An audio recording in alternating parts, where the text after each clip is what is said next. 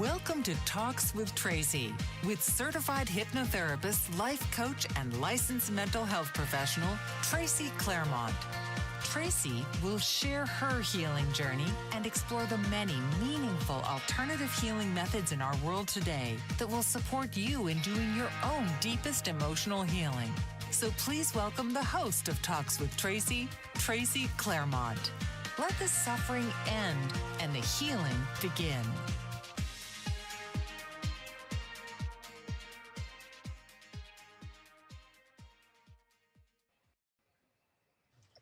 Hello and welcome to Talks with Tracy with me, Tracy Claremont. I am your host and I am coming to you live on the Bold Brave Television Network. Thank you so much for watching today, and as always, thank you to Bold Brave Television Network for having me and giving me this beautiful opportunity. So I am so excited today to say that this is part one of a 4-part series that I'm doing on narcissistic abuse. Now, I know that there are so many podcasts out there about narcissism, narcissistic traits, narcissistic abuse, and they are amazing. I have watched so many of them myself in my own healing, and I have also watched so many in preparation for doing this series, and they're so great. So I'm hoping that this series of 4 about this topic will be a little bit different because, as always, it'll be coming from the perspective of emotional healing and personal empowerment. So now all episodes of Talks with Tracy, in fact, are meant to come from the perspective of healing and empowerment, and just inspiring, encouraging, uh, promoting that kind of deep dive into your emotional experience that brings about an end to suffering, right? Every episode that I do here is meant to do that, and this series will be no different. So, in thinking about this, I started by thinking of core beliefs that are related to not good enough, and asking myself, where do these core beliefs of not enoughness, I don't matter, I'm discardable, I'm disposable, I'm not worthy of kindness, love, respect, success, I don't deserve things, or maybe I do deserve to be mistreated. Where do those core beliefs come from? They have a real basis. They create an energy, an emotional energy of shame. So what is it that propels us, causes us to be propelled through our lives within this energy of shame and not enoughness? So, in thinking about that, I found myself compelled toward, or moved toward, this topic of narcissism. And as I've said before, whenever I feel myself being compelled towards something or moved towards something, I do my best to follow it, because I know that that means that therein lies some information, some lessons that are going to benefit me in my own healing and in my own learning. And if it benefits me, then it'll very likely benefit other people. So then I want to share it with others, and all to inspire others in their healing. So it really tells me, or causes me to feel, that it's meant to be shared and it's meant to be spoken. So here I am doing this series. So, when we think about core beliefs, they're all related to those past experiences that we store in our subconscious mind and the emotion attached to those experiences. We store those core beliefs in our subconscious mind, and those experiences color our perceptions and kind of dictate how we experience the world. And we get, we have those emotions within us that are driving us forward. So, these past experiences really provide the foundation upon which we then build and move forward in our lives. So it made sense to me that the place to start this discussion would be talking about narcissistic family systems. What so many children experience in their childhood and their experience of being parented. So that's where I've decided to start today. Now, I have also talked about, fearlessly doing that deep dive into emotional experience, and it really requires a willingness to go to those most uncomfortable, most sensitive, darkest corners of our beliefs and thoughts and emotions, so that we can get to develop the awareness and get to the healing. And really, to do this, it takes radical honesty, right? And by radical honesty, I mean like true and complete honesty, looking at the hard truths of our experience, and not avoiding this or sugarcoating that, or like little white lies. None of that. It requires radical honesty, true and complete honesty. And that's really what we're here to do, and really develop that awareness of our own experiences that influence and cause us to have certain thoughts, beliefs, feelings, and do the healing around that. So, when I thought about radical honesty and narcissistic abuse experiences, the very first person who came to my mind was Ash Benavides. Oh my gosh, I love Ash. She's been on the show a couple times, and she's so amazing, and I really enjoy talking to her. She really brings that element of truth to this discussion, and she has extensive experience in the area of narcissistic abuse, personal experience, and she really has put a lot of effort into educating herself and sharing her experience on her own social media and whatnot. So she is fearlessly doing that deep dive into her emotional experience and doing the healing, actively doing the healing. And in my opinion, she is the walking, living, breathing definition of radical honesty, which is one of the things that I absolutely love and adore about her. So, great news. Ash has agreed to partner with me in this endeavor of a series of 4 on narcissistic abuse, and she is here with me today. So, please join me in welcoming back the beautiful and amazing Ash Benavides. Hello, good morning. Good morning. Hello. How are you? Good. I'm doing really good. Good. Good. I just want to thank you first off for agreeing to partner with me in this series about narcissistic abuse. It's really about surviving, healing from, being empowering ourselves with our by developing our awareness. And I have a considerable amount of knowledge about narcissistic abuse, but in doing the preparation for this, I was having that experience of learning this and putting the pieces together. So it's really important information to get out there and to help people develop their awareness. And you have a considerable amount of experience with narcissistic family systems, is that correct? I do. Yeah. Yeah. So let's just dive right into that. Can you just tell me, like, when did you first come to realize that you um, were a part of a narcissistic family, or had been? Like, what started you in your own awareness? So actually, I didn't realize I was from a narcissist and also a meshed family till a Mm, year ago.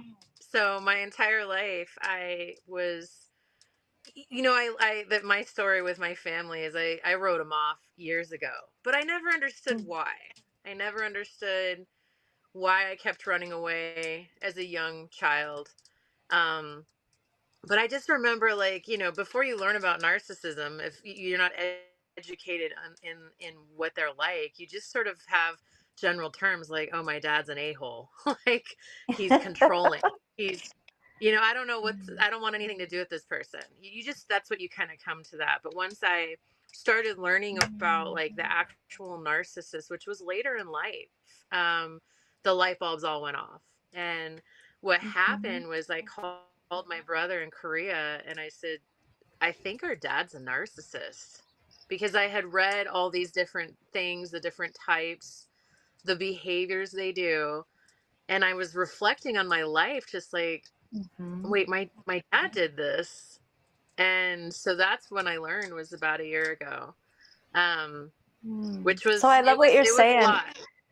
I love what you're saying about developing awareness, because one of the things, and we'll talk about this, that happens in these when you're raised by a narcissistic parent is you feel like you are the problem, like uh, you are the problem. They have no problems. So when you start to develop the awareness and you put the pieces together, then you start to realize, oh, okay, this was all about them and not Right. about me. And this was the system I was in. So how did Right. your brother respond to you saying, hey, I think dad was a narcissist? He I don't think anyone in my family's really dove as deep as I have in narcissistic Mm, ways, like the stuff I've read, the podcast, everything I've listened to, it was just like, holy cow, wow, that's where I come from. He was very like, well, my brother's older, and I think there's just been this constant like wanting our dad to love him. My mm, other brother, and again, we're none of us are close, which is very, very tactic of the narcissist. Like, he designed it where mm-hmm, the three of us aren't very close. Like, we do check in. But he made a comment. He said something, like wanting dad to change, and I gave him this information of like, Jordan, narcissists don't change. Like, dad's gonna take this mm-hmm, to his grave. Our dad's around mm, 78 years of age, and from even when I had to learn about like all the terms, like the gaslighting, the triangulation. Now, again, back in the time, I was always like, why does my dad still talk poorly about me? I haven't seen my mm-hmm, dad since I was in my 20s. I'm almost, in my 40s. It's like, what, why are they talking poorly about me? Well, that's what they do. mm-hmm, So my mm-hmm, brother was just sort of like, holy cow, I think you're right. I was like, Jordan, if you don't know much about narcissists and of narcissistic abuse, I would definitely start researching it, because your mind's about to get blown. So, and then the enmeshment, because it, everything just came together, because my last partner comes from an enmeshed narcissistic family. And most of my relationship, I wasn't happy. I would say a small percentage was my partner, and a bigger percentage was the family. And how, like, mm, something didn't feel right. Again, we go back to intuition, right? Something just didn't feel right when I'd hang out with them. The mom always texting. It wasn't like a mother and child relationship of checking in. It was very controlling. So that's mm, where I started to question things. And then I realized, oh, this is uncomfortable because my own family is enmeshed, very much so. mm. Right. And in addition to the narcissism, you said, why is your dad still talking about you when you haven't been there for all of these years? So by looking into this and realizing narcissistic traits, you've essentially found the answer to that, correct? And Right. is that you know the I found in these kind of situations where children have narcissistic parents, they will talk about the child as the problem and kind of have this like, I've done everything I could possibly do for this child, and Yeah. I'm trying so hard, and this is how they're behaving. And really, that's about the narcissistic parent wanting other people to, you know, tell them how great they are, right? And how hard they're trying. And they're great parents. And all of this can be really confusing for children because, the child is left to feel like the problem and left to be confused because they know their parent is not this perfect parent that other people perceive them to be. Right. Right. Yeah. Exactly. So there's just a constant atmosphere of confusion, right? Yes. And Yeah. you mentioned your brother, so I'd love to get into our next segment. I'd love to get into I'd like to start talking about roles in narcissistic families, right? And we could talk about what role you had and other roles that people had and roles that are most common. So we're going to take a brief commercial break, and when we come back, we're just going to jump right into talking about these roles that are very common in narcissistic families, and then move on to talk about some universal themes in families like this. And I'm hoping that people viewing and people who view this, watching now, who will in the future, will do that thing where they're like, yeah, aha, that's so true. You know, Right. because when you start looking into this, that's exactly what happens. So we're going to take a break. Please join us after the break where you're watching Talks with Tracy on Bold Brave Television Network. We'll be right back. What if there were a super tiny device that could diagnose the brain and is smaller than a single human hair? What if you could see inside the brain to help an epilepsy patient during surgery or to help the fight against Parkinson's disease? Dr. Patricia Broderick is proud to announce the Broderick Probe, a biomedical and electronic breakthrough. Imagine a probe to help with the understanding and potential cure of brain-related diseases. To learn more, listen live to the Easy Sense radio show with host Dr. Broderick, Wednesdays 7 p.m. Eastern on the Bold Brave Media Network and TuneIn Radio. And to help support the Broderick Foundation, please go to EasySense.com and learn how, with your help, we can fight these horrific brain disorders. That's EasySense.com to learn more and help support the Broderick Foundation.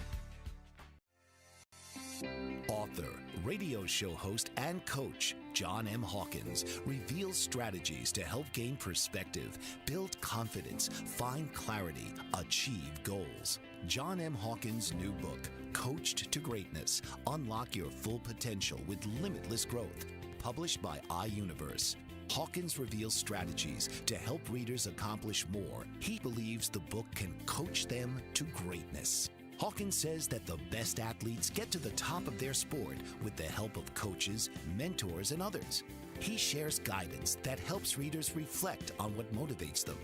Rediscover and assess their core values, philosophies, and competencies. Find settings that allow them to be the most productive and track their progress towards accomplishing goals. Listen to John Hawkins' My Strategy, Saturdays, 1 p.m. Eastern on the BBM Global Network and TuneIn Radio. Welcome back to Talks with Tracy with me, Tracy Claremont, and my partner in this series on narcissistic abuse, Ash Benavides. So, Ash, before the break, we started talking about your own experiences with your family, and we kind of mentioned that there's typical roles in families that have narcissistic parents or a narcissistic parent, and it really is about a hierarchy that where the narcissistic parent is at the top, and then everyone else is expected to kind of submit to their will, right? Yeah. Yeah. Yeah. And in doing so, you mentioned that one of the things your narcissistic parent did was to create divisions among siblings. And, it's that divide and conquer thing, Oh, right? And absolutely. one of the ways that they do that is by having roles, some very Yep. typical roles in narcissistic families. So let's talk about some of those roles. What role would you say you played? I was definitely like the black sheep. Mhm. Or sort of the lost child is, I guess, is what they sort of put it under, Mhm. like the categories. But I definitely never Okay. made the golden child status or Mm. the enabler. Um what Mhm. is the other ones? There's so many. Yeah, so there's the golden child, like you Yeah. said, and that golden child, it's like they kind of bring good favor upon the family, right? They're like the crown prince of the family. And then Yeah. there's the scapegoat, and the Yeah. scapegoat generally, excuse me, gets all the blame for things going wrong when, and that's confusing because a lot of times they have nothing to do with what's going wrong, but they're still blamed for it. And then there's invisible child or the lost child that just kind of retreats back and gets quiet, and that child is often neglected and ignored, right? um, let's see, other roles that have been pointed out are the hero, and the hero aims for perfection, and seeks the approval all the time of the narcissistic parent. And then there's like the mascot who just kind of like uses humor and cheers everybody on and acts like everything's great.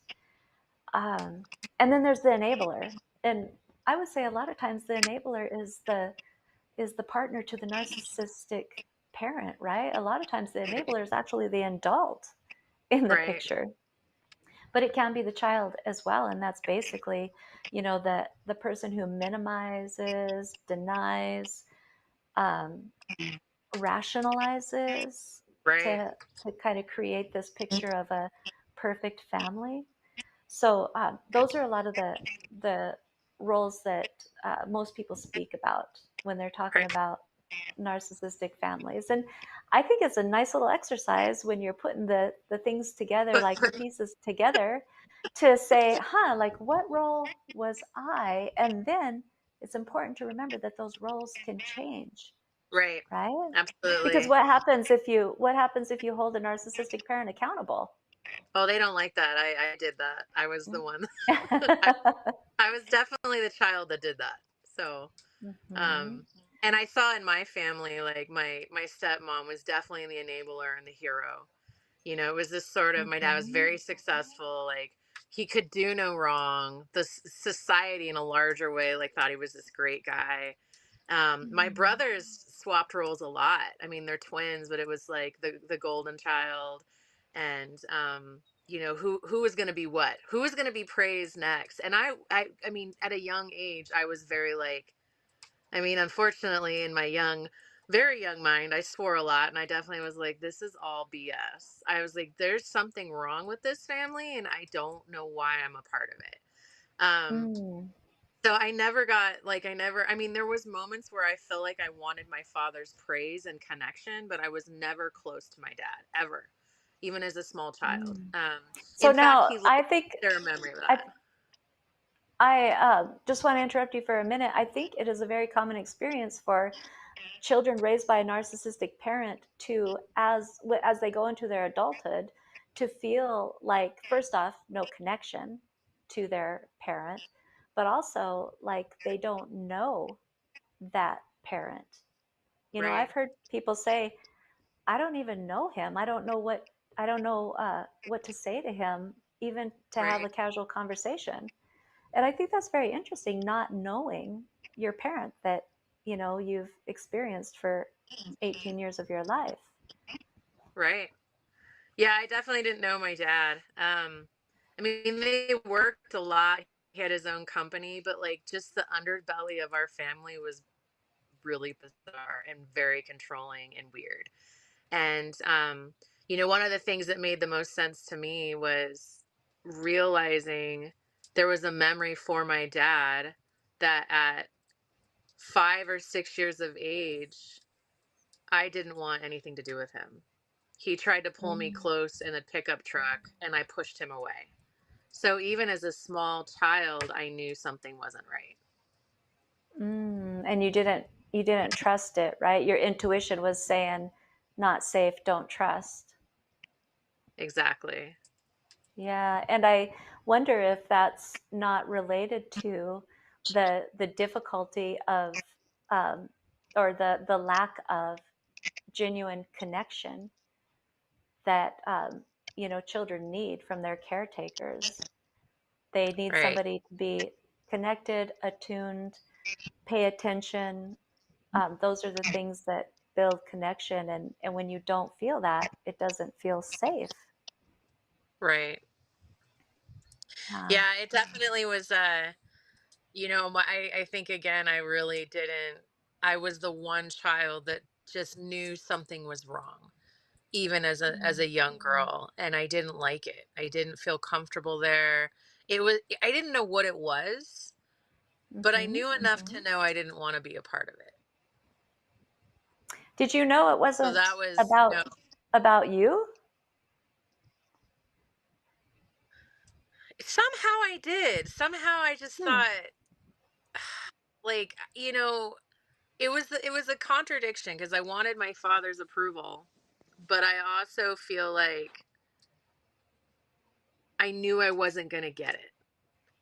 So Okay. in some hands, yeah, I did know, like, whereas my brothers still want his approval. One is Mm, very close to him, the other one is not, but he talks poorly about him. So there's definitely, um, even as they've gotten older, where I just never cared. Once I ran away from mm. home, I was like, I'm out. I'm good. These people are crazy. That's all I knew, is these people are crazy. That's it. So I think that makes you kind of a unique exception to the general rule of, children, they're not sophisticated enough in regard to their development to be able to really think that, oh, this isn't about me, this is about them, right? Right. So children will internalize the everything and take responsibility for, especially if they have somebody directly blaming them and shaming them about, about themselves. They will Right. internalize that and then do behaviors like you're saying your brothers did, like seek approval, seek Right. validation from somebody that you recognized early on you just weren't going to get it from. Right. Or it came with a Yeah. price tag. Oh, That's yeah. something. It was like manipulation. If you do this, I'll give you this. So it Mm, just, I think one of the things that I've brought up in previous shows is that going back to your primal instinct, right? mm, And I think and someone pointed that out, you're very connected to that instinct. There's not a lot of people like you. My brothers aren't like that. But mhm, somehow I knew I wasn't going to get authenticity as a young girl, and as I became, mhm, in moments I wanted that. I wish that I got to be the golden child, but I never was. I was just sort of left in the background. Unfortunately, though, as life progressed, even though I ran away, like, the damage was done, because that mm, conditioning is already installed in your mind, and I had no idea that was, the software downloaded. Even though I was mm. rebellious, even though I ran away, it was already there. So that was something that was really alarming to realize. Wow, I didn't realize that this was affecting me as much as it actually had over the years.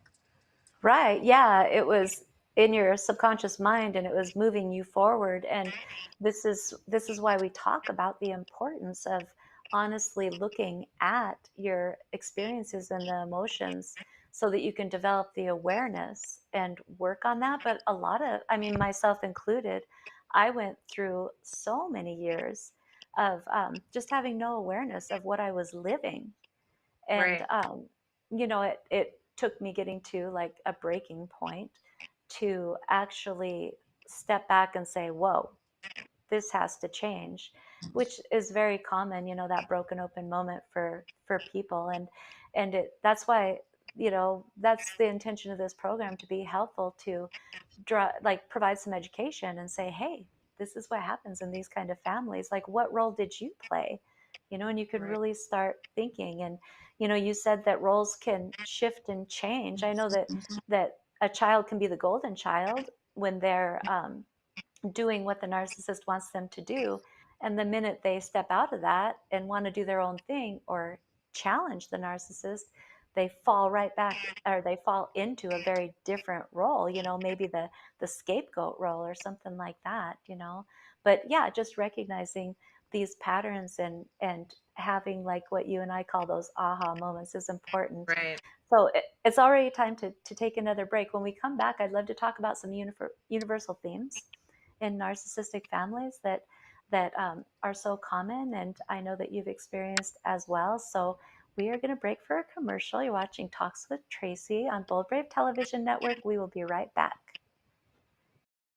Did you know that your beliefs create your entire reality? But it's the subconscious beliefs that do most of the creating. Belief shifter and life coach Shiraz can help you identify those limiting beliefs and eliminate them, often in a single session. Like, it was almost instant. Like, I had relief right away. Creating better health, relationships, careers, and finances. Let Shiraz help you step out of safety and into awareness. Definitely something's happening.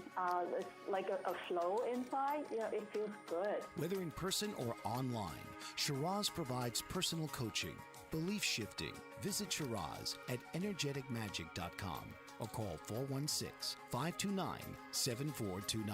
Energetic Magic on the BBM Global Network, Tuesdays at 7 p.m. Eastern. Find your greater happiness. Be well.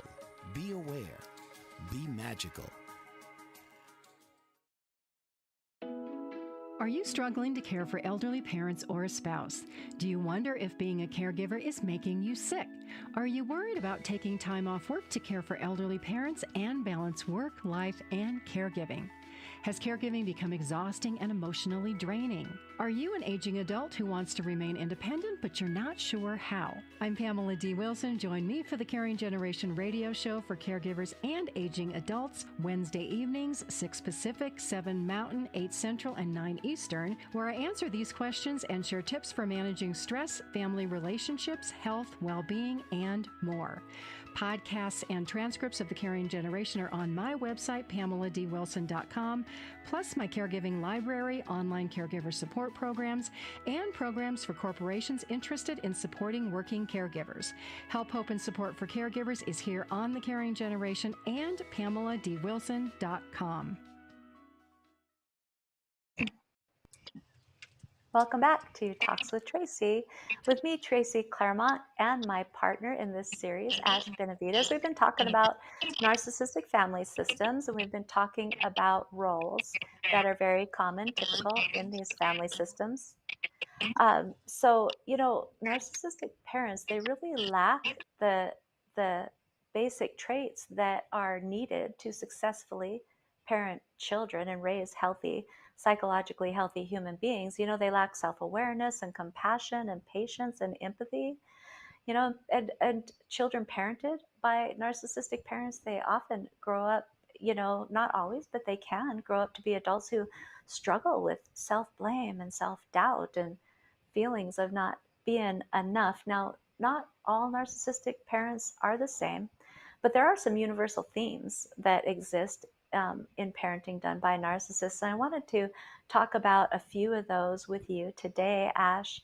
So one of them that I want to talk about again, you kind of hit on it last time, is this kind of divide and conquer. And there's a thing that narcissistic parents do that is very confusing to children. They'll kind of engage in conversations with a child where they'll be talking about somebody and they'll be like, don't tell them I'm saying this, right? And this is part of triangulated communications. So sometimes they'll be like, oh, your sister did this, but don't tell them I said that.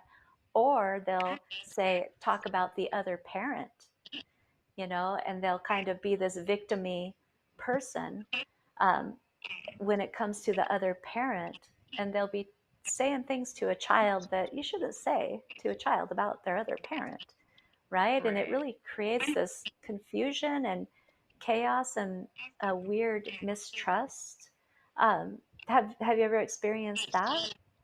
I witnessed it with my brothers and my Mhm. mom and dad, but again, I think because I was sort of that forgotten, I slipped into the woodwork kind of, child, I didn't get the full brunt of it because I Mm, wasn't playing the game.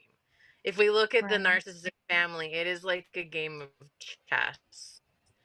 And it Mm, was like I was always on the sidelines watching the family. And even again, as a young person, I was like, what is going on here? Just, mhm, I mean, they would with each other, and I would come and be like, I wanted to be a part of it, like, oh, be part of the drama. But I never got to be. So it was very mm, clear I was sort of sloughed aside. And I was the only mhm, daughter. So it was really interesting being a female in a household and having I was just sort of shoved aside. So I did witness it with mhm. them, but not particularly me. Right. Yeah, and you could probably not only did you witness it, but you could understand why a narcissistic parent would engage in some behavior like that, because um, they want to be in charge of the relationships in the family. And if they can create divisions even between the other parent and the children, then Right. that escalates their own power. Another trait that narcissistic parents do is, they'll present one way as this supportive parent in public, and then behind, or the minute they're in private with the child, then they'll be extremely critical, Oh yeah. and they'll degrade them and whatnot. And um, that's hugely confusing for kids too, you know. Yeah. Yeah, my dad was very successful. And so the world saw him this one way, but yeah, behind closed doors, it was pretty ugly. One Mm, of the things that stuck out for me, which was a great point for me to walk away from my family, was my dad was like constantly belittling me, like, you're just like your mother. I wish I never mm, had you. I mean, mm, a lot of it, I think I got to a point when you go through this kind of abuse, you either get sucked in or few people just mhm, learn to tune it out. And I was one of the kids mhm, that just tuned it out. I just was like, whatever. mm, I don't care anymore. And because it grinds away at you. I mean, you're either gonna let it mhm, completely destroy you, or you're gonna find a way. As I was telling you, like, I have a friend, to watch her with her narcissistic father. She's a pro. She deals with this mm, man regularly, and she does not let him bother her. She doesn't engage. mm, She mhm, disengages. And I think it could be, it could be like a trauma tactic. It could be, you've been traumatized so much, you learn to sort of like detach, or as my partner had mentioned, now, like that whole Stockholm syndrome, like you mm, eventually either become part of your kidnapper's reality, or you're going to be the person that fights to get out. I was the one that fought to get out. I mean, I did. I was right. very, and I but again, I didn't realize the damage had been done, as a child in Mhm, that. But yes, absolutely, it's right. they're very charming. My dad was very charismatic, charming. He'd always put his arms behind his back, just like he knew all. Like he I think in a weird reality, I think he thought he was sort of like a god, and Mhm, we were just his subjects. And again, I was the mouthy mhm, one. I was the one that, and my brothers took the brunt because they were trying to protect me. And mm, that was something that I think subconsciously, if people come from a narcissistic family and start asking questions like, hey, what was my family like, who was the narcissist, how this play out, you also might start seeing children band together because they have nowhere mhm. else to turn to. Something's not right in the dynamics, so they kind of turn to each other. Right, and it could go one way or the other, right? They can band together, or they can completely be disconnected from each other, because it's Right. all a competition Eh, yeah. for good favor. So another thing I want to bring out, which you're kind of talking about, is that with narcissistic parents, they really view their children as an extension of themselves, Right. right? Not as their children aren't their own beautiful human beings that have unique qualities and likes and dislikes. They really view them as an extension of themselves, and it's all important to a narcissistic parent to present and look good to other people. They're very Yes. ego based and grandiose often.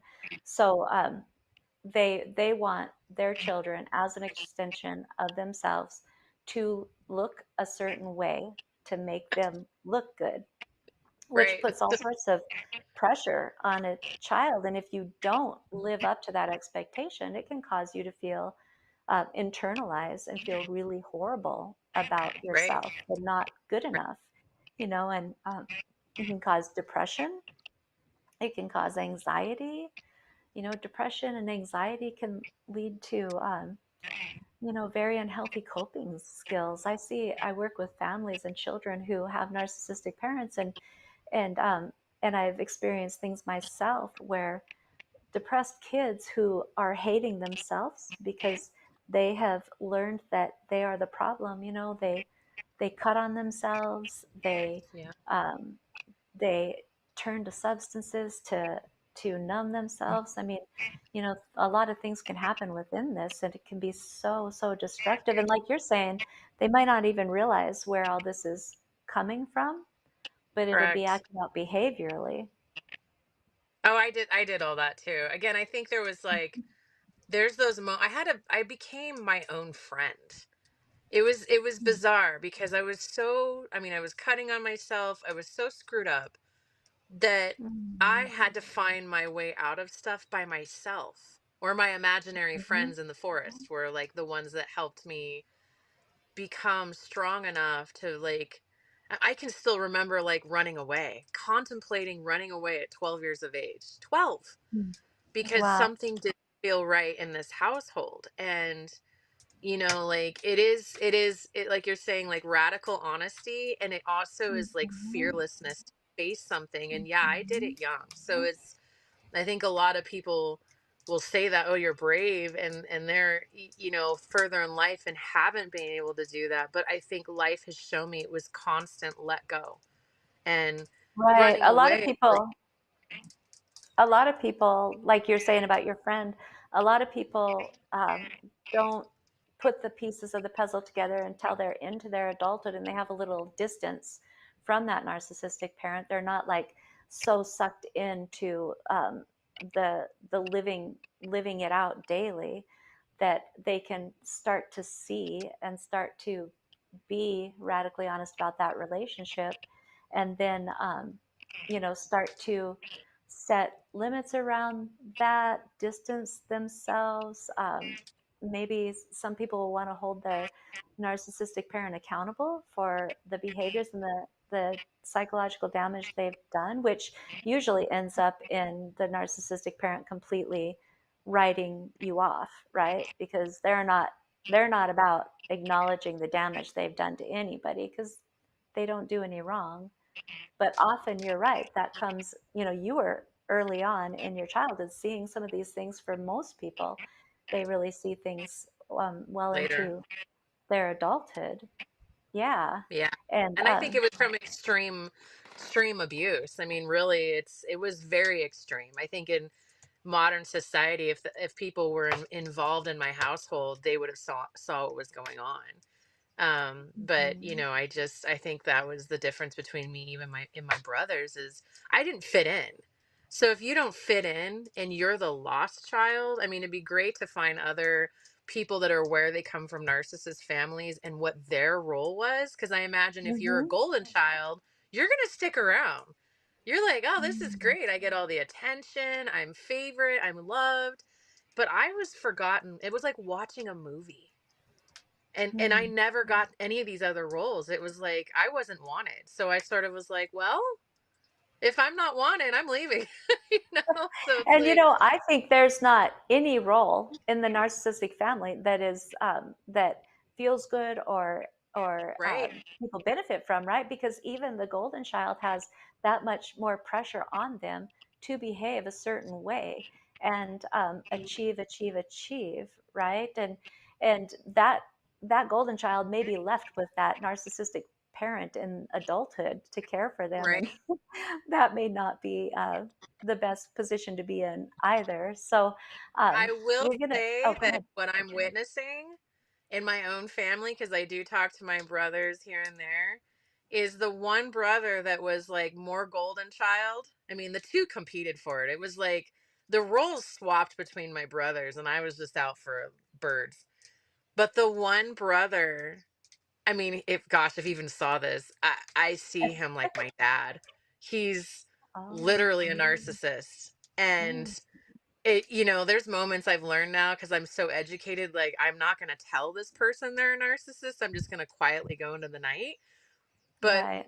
I'm curious on the dynamics of a narc family, which person becomes the narcissist, because one of my Mm. brothers is absolutely dad all over again. It's like, oh Wow. boy. So let's talk about more about that in the last segment. We're going to take a break for a commercial, but when we come back, I'd like to talk about that, like what it looks like as an adult, and kind of wrap up our discussion today. So you're watching Talks with Tracy on Bold Brave Television Network. We will be right back after the break. Did you know that your beliefs create your entire reality, but it's the subconscious beliefs that do most of the creating? Belief shifter and life coach Shiraz can help you identify those limiting beliefs and eliminate them, often in a single session. Like it was almost instant, like I had relief right away. Creating better health, relationships, careers, and finances. Let Shiraz help you step out of safety and into awareness. Definitely something's happening. It's like a flow inside. It feels good. Whether in person or online, Shiraz provides personal coaching, belief shifting. Visit Shiraz at energeticmagic.com or call 416-529-7429. Energetic Magic on the BBM Global Network, Tuesdays at 7 p.m. Eastern. Find your greater happiness. Be well. Be aware. Be magical.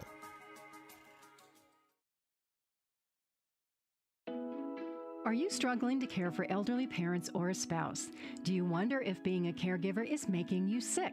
Are you worried about taking time off work to care for elderly parents and balance work, life, and caregiving?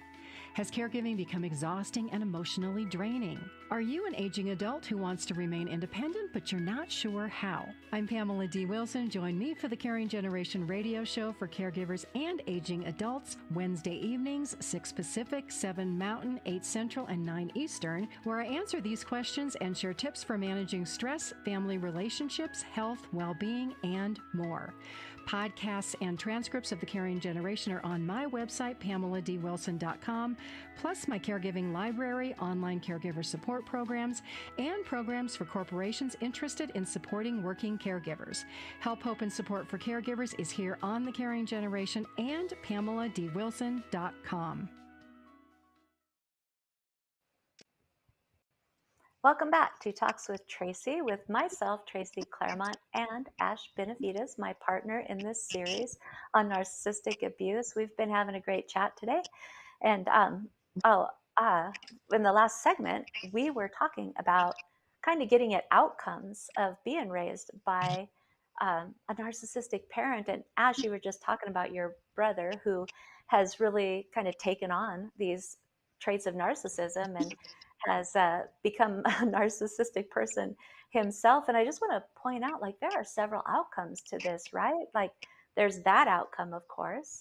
Then there's, the outcome of being very familiar with narcissistic traits, but not being a narcissist yourself. But, it's important to have awareness around these ways that you were raised with so that you don't repeat them yourself in your own parenting, because that's a possibility. Even if you're not a narcissist, you might kind of fall into these patterns of behavior that are familiar to you.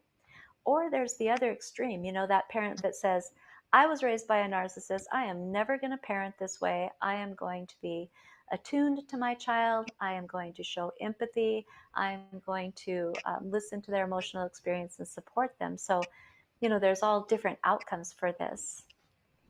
Yes, there is. I think that you pointed it out really correctly, and I think it's up to the individual. Because I know for me, I just started questioning everything my whole life. It was a constant state of questioning behavior and patterns, and then the difference between right and wrong. I think one of the things that we, like I had mentioned to you, I have sort of the three major keynotes I take home when I meet people that I'm like, are they a narcissist? And one of them is the controlling. These people always want control. And so one of the things I learned early on is, like, you can't control everything in life. It like Mm-hmm. you can want something and it's going to change, and are you going to be okay with that?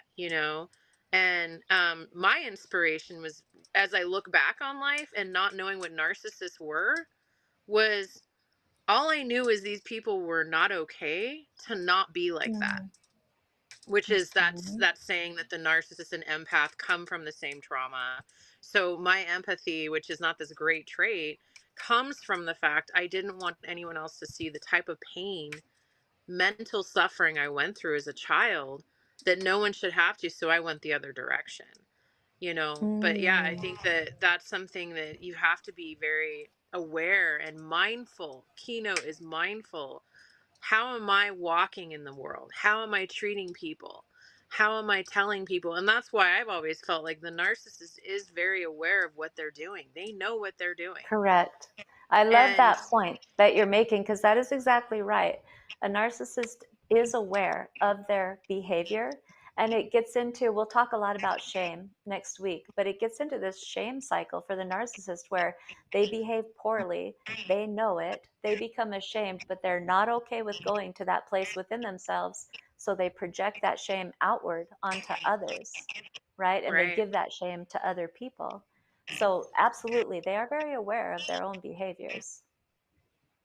Yeah, and I think that one of the things, when you do like I love that you're saying like that awareness, right? Like people that even Mhm. whatever stage in life, you have to go back to the core of like why are my relationships or friendships like this, right?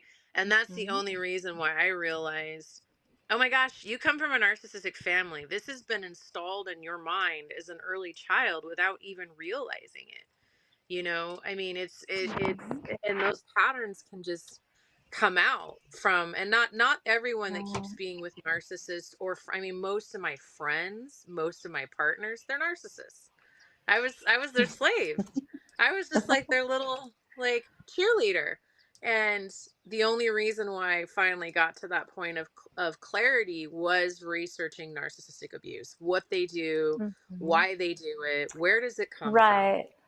And that also, though, came with a moment in relationship where you were really hurt, Yes. right? That was kind of Yeah. the impetus for going into that learning, which is so often the case. Right. It was that ultimate, like, why am I constantly rejected? Oh. Rejection. Why am I not good enough? Why am Mhm. I, Oh, you know, and I had to right. look at my own patterns because there were Right. patterns. Exactly. Yeah. And And why that do I have made, those beliefs? right. Because it was subconsciously already there, even Mhm. though I was the one that it was the one that was the forgotten child, the one that was calling my dad out, the one that, I mean, I really upset my dad a lot because I did. And Mhm. even though I was what you'd call the radical child, I was still damaged from it because I was Mhm. repeating those mistakes with friendships and Mhm. partners. So it was like I was a magnet for these people. Right, right. And well, and your mind moves towards what's familiar as well. So your mind kind Correct. of moves to those kind of relationships. So I love what you're saying. I just really want us to end today with that empowering reminder, right? That you don't have to live this way. Going into these deep, uncomfortable spaces within yourself and your emotional experience, and bringing that with that radical honesty and bringing that awareness up and that understanding it allows you to release the responsibility of the things that have happened to you because they were actually, these are positions you were forced into. You didn't choose them. So I really want to end this with a message that, you know, help is available to you. Healing is available to everyone. So next week, Ash, you and I are going to be doing program number 2, episode number 2 in our series. And you and I have um, talking about shame within narcissistic relationships. And I really want to get into this because, from my perspective, I see it as like the glue that holds these really damaging relationships together, this shame base. So, you will be with me again next week, and we will talk about shame and share more experiences, your experiences, my experiences with shame in relationships that have narcissistic traits and abuse that has happened. So, we have come to the end of our show today. Please join Ash and I next week on Talks with Tracy here on Bold Brave Television Network, and we will continue on with this topic. And thank you all for joining us today, and we will see you all next week. This has been Talks with Tracy. Join us each week as Tracy and her guests will come together and realize that underneath it all, we are all the same and never alone.